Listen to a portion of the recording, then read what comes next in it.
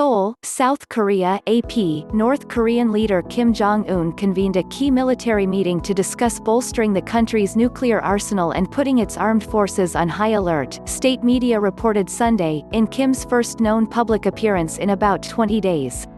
Kim earlier this month quelled intense rumors about his health by attending a ceremony marking the completion of a fertilizer factory in what at the time was his first public appearance in 20 days.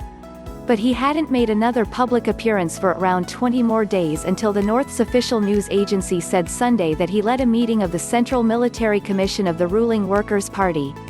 Set forth at the meeting were new policies for further increasing the nuclear war deterrence of the country and putting the strategic armed forces on a high-alert operation, the Korean Central News Agency, or KCNA, said, without mentioning when the meeting was held. The meeting discussed increasing the capabilities for deterring the threatening foreign forces, the report said, an apparent reference to the U.S. and South Korean militaries. Kim, who heads the Military Commission, also used the meeting to promote the ranks of dozens of army generals and others in an apparent effort to boost military morale. Among them is Military Chief Pak Jong-chon, who was made a vice-marshal, and Ri Pyong-chul, a senior party official in charge of weapons development, who became a deputy head of the Military Commission, according to KCNA. Leif Erik Easley, a professor at Ewha University in Seoul, said that Kim's public appearances have more to do with domestic politics than international signaling, but it is interesting for him to reappear in state media about the time the world started noticing he'd been gone for 3 weeks again. The meeting was held amid a prolonged deadlock in negotiations with the United States over the North's nuclear program. The two countries' diplomacy faltered when a second summit between Kim and President Donald Trump in February 2019 ended without any agreement due to disputes over U.S.-led sanctions on North Korea.